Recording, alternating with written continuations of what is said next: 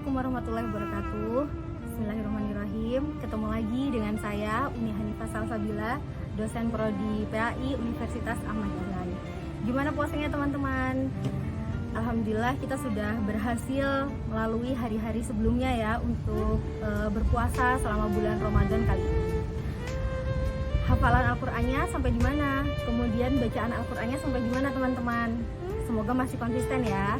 Nah, kali ini kita akan membahas terkait dengan kiat-kiat atau tips bagaimana cara menghatamkan Al-Quran selama kita puasa di bulan Ramadan kali ini. Kenapa sih kita harus bahas terkait dengan Al-Quran? Pertama, supaya Ramadan kita nggak sia-sia. Karena ini kan masih termasuk awal-awal Ramadan ya teman-teman. Jadi alangkah baiknya kalau memang teman-teman itu membutuhkan suatu trik khusus atau misalnya tips-tips untuk menghatamkan Al-Quran, maka kita bahas mulai dari awal-awal Ramadan seperti ini. Nah, kemudian terkait dengan pembahasan Al-Qur'annya sendiri, jadi Al-Qur'an itu adalah seperti yang kita tahu adalah mukjizat yang diberikan kepada Nabi Muhammad SAW dan juga merupakan panduan bagi umat Islam. Nah, teman-teman tahu nggak, selama bulan Ramadan, selama ini kalau kita baca di buku-buku Sahabiyah atau di kisah Sirah Nabawiyah, maka kita akan mengetahui bahwa Rasulullah SAW dan juga para sahabat Nabi dan juga para ulama, tabi'in dan salafus saleh yang hidup sebelum kita selalu mengkhususkan bulan Ramadan ini untuk fokus terhadap bacaan Al-Quran. Maksudnya gimana? Maksudnya adalah mereka biasanya ada men-skip bagian-bagian pembelajaran lain, misalnya kajian tentang ilmu fikih dan lain sebagainya, dan mereka secara khusus memberikan waktu yang lebih banyak untuk mengoptimalkan bacaan Al-Quran, baik itu untuk membaca ataupun untuk murojaah dan juga ziyadah. Nah teman-teman, tentunya teman-teman sudah banyak ya yang selama ini membaca Al-Quran dan hatam selama Ramadan. Tapi gimana sih sebenarnya triknya? Ada trik khusus yang bisa kita praktekkan untuk mempermudah hatam Al-Quran selama Ramadan. Gimana caranya? Yang pertama, silahkan teman-teman gunakan Al-Quran dengan khot Utsmani. Khot Utsmani ini adalah khot khusus yang merupakan khot awal-awal di mana Al-Quran mulai dibukukan. Biasanya yang mengeluarkan khot Utsmani ini adalah Al-Quran asli Saudi.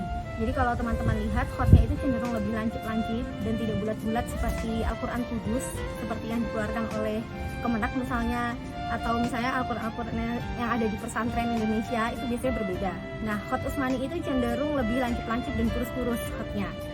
Jadi kalau misalnya teman-teman ingin membaca Al-Quran dengan baik dan maksimal, gunakan khot ini.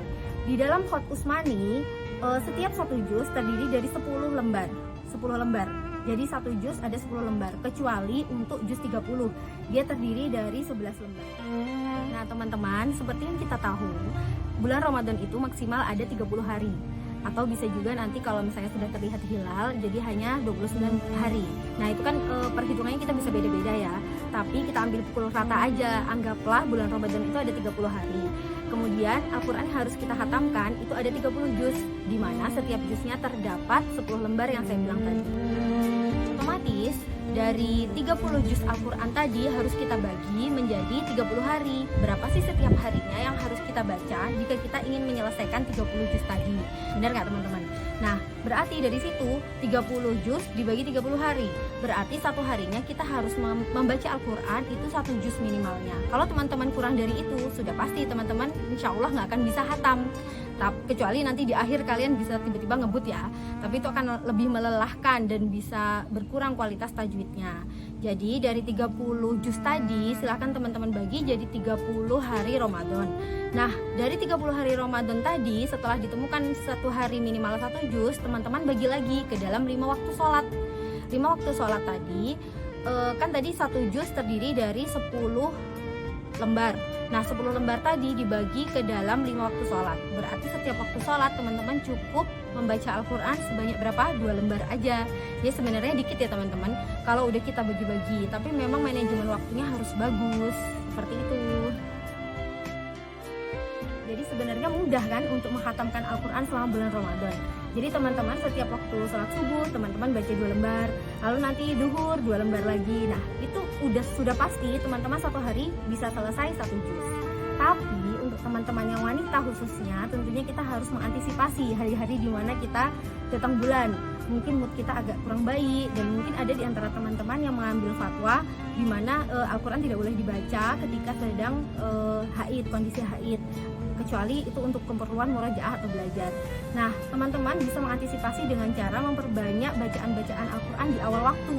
Jadi misalnya pas saat-saat ini awal-awal Ramadan kan teman-teman masih semangat ya buat membaca Al-Quran lebih banyak. Nah, teman-teman bisa baca sehari bisa 2 juz sendiri. Jadi setiap sholat itu teman-teman 4 lembar, yang biasanya nanti 2 lembar. Itu teman-teman bisa perbanyak. Jadi nanti ketika momen-momen dimana teman-teman sudah mulai futur atau imannya sudah mulai turun, teman-teman udah mulai malas, tapi teman-teman tetap bisa khatam Al-Quran gitu ya.